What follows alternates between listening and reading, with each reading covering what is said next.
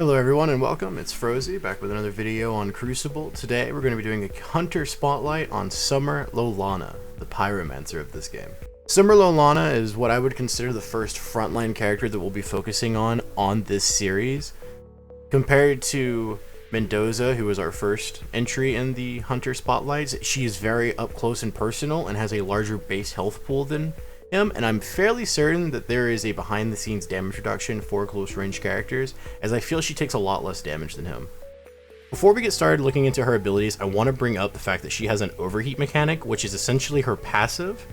As we get into the later hunters into this series, we'll start to see a common theme of them having kind of a passive effect that all of their abilities allude to. For Summer, hers is a overheat mechanic. As she uses her basic attack and her abilities, she gains heat on her weapons, gaining either bonus damage as she levels up, or the inability to do anything once she's hit overheat, only able to melee attack and run around essentially. Alright, now getting into her abilities, her basic attack is a very nice, consistent DPS. She uses both of her dual flamethrowers to create a cone of fire out in front of wherever she's aiming.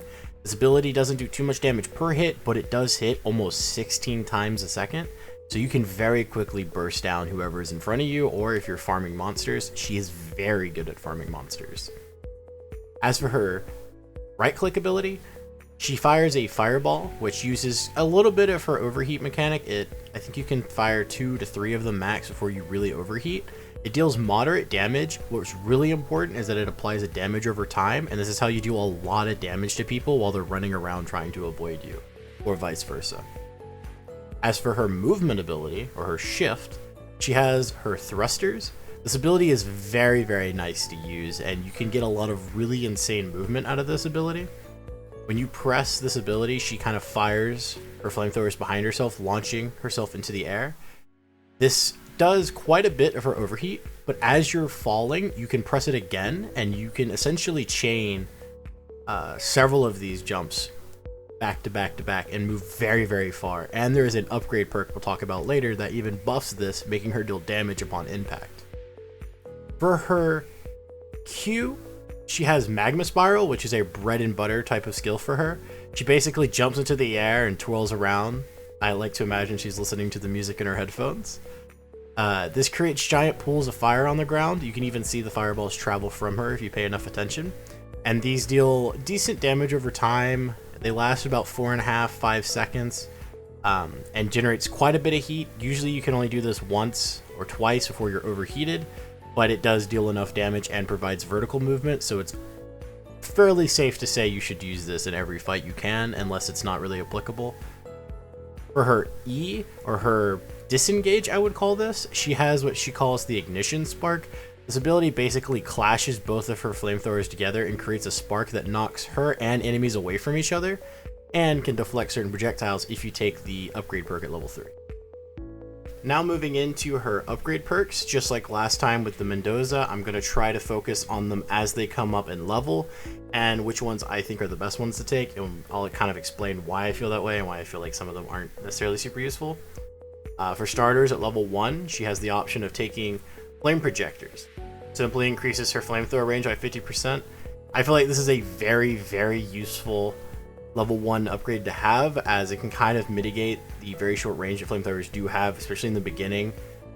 You can also take Refinery Blast, which creatures hit by her flamethrowers give essence for every 150 damage dealt. And this kind of changes based on the creature you hit. So like Spitters give bonus, Stompers give a different bonus. You get the least from Lurkers, the little floaty guys, and Hives give the most. This is very useful for getting ahead, but after you hit, I'd say probably about level 3, it really kind of becomes pointless. So if you're trying to win game very, very early, this could definitely be something for you. Or if you're in the 2v2 game mode and you're trying to buff an ally, get them essentially fed, if you're familiar with MOBA terms, get them ahead of everyone else, this can be very useful if you just farm very, very hard. And then level 1 Thruster Pounce, as I mentioned in the previous segment, there is a upgrade where you can jump at people and it does an explosive pounce.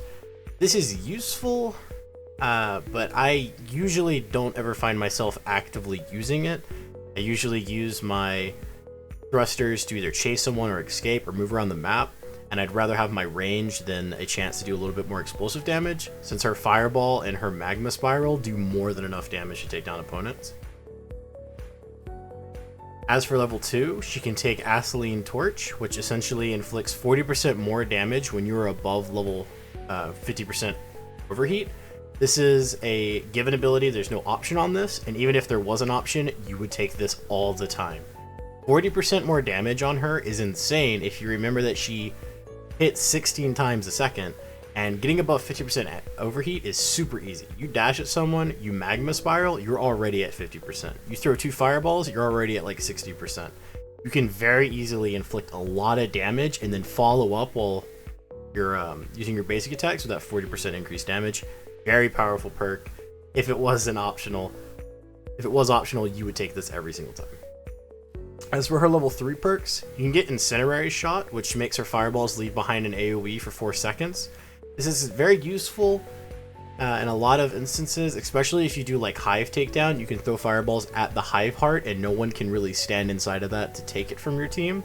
This is a very good zoning ability, much better if you throw a lot of Fireballs during fights. Her other optional level 3 is Spark Coil, which is Ignition Spark. It kind of knocks people back further and deflects projectiles. Personally, I've never used this skill because it never appealed to me, so I don't have a valid opinion on it, but I feel like compared to the other option, the option I'm about to mention, it is significantly weaker. Her final level 3 upgrade you can take is called Magma Swarm. Magma Spiral is now 50% larger because it creates 50% more projectiles, and that's what creates the fire effect, and deals 20% more damage in the AoE. That is insane. As I said previously, that skill is one of the best skills for her kit. And then at level 4, we're given our second non-optional skill, which is Cooldown Protocol. It is just a nice 5 to 4 second reduction on cooldown for when she overheats. This is very, very useful. Kind of wish it was a little bit higher, but then I feel like she'd be too strong because then the punishment for overheating wouldn't be nearly as vast. And then at level 5, she has Ghost to 11, which maximum heat is increased from 225 to 275. This is a nice... If you play her more like a mage character, technically, where you just kind of throw fire around, this is a nice upgrade to have because you can throw, I think, an extra Fireball and you can Magma Spiral twice and still basic attack. I, however, don't really find this that useful because most people are either dead by that point or they're so close to death that it's just not... I personally don't find this skill that much more powerful than the other optional 5, which is Ready to Rock. When overheated, you can perform 2 quick melee attacks. This is a very nice skill. I find myself often getting someone to die of my damage over time, and then I overheat before I can finish them off with basics. So I just walk up and punch them twice, and they fall over, and I get a free kill. So I would probably go with this level 5 over the other one, just because I feel like maximum heat doesn't offer that much of a difference for her. All in all, I feel like Summer is a very well-designed character. She has a very nice mechanic with the overheat. It really punishes her, considering her kit is very, very powerful. She deals a ridiculous amount of damage very quickly, has very lasting damage with the fire procs. Those damage over times can oftentimes get you kills after team fights because people don't realize that they're slowly burning to death or can't get a med kit off in time before they burn. She's very tanky, which is very nice, considering she has to get very close to people. She feels really well balanced in my opinion. I feel like if this game eventually does introduce a rank system, she would be very high tier in I think almost every game mode. She's very powerful in team fight. She has amazing clear on creatures. She's very tanky, so if you get caught out, you can usually turn the fight in your favor or at least do enough damage that your team can clean up afterwards. She's a very good character, very in-depth kit. I very much so like her overheat mechanic. I feel like it's very balanced in the way that it punishes her for spamming too much. It slows her damage down and makes her able to be dealt with. I feel like she's a very strong character, and I really enjoy her. I think she's in between new player and skilled player, because you do have to maintain your overheat. You have to pay attention to that. And you do have to hit some of your abilities to deal decent damage, but I feel like anybody can pick up this character and have a really good time playing her, so I hope I see a lot more of you guys playing Summer out there. I want to thank you guys for watching the video. This is Frozy. Thank you guys for watching, and I'll see you in the next one.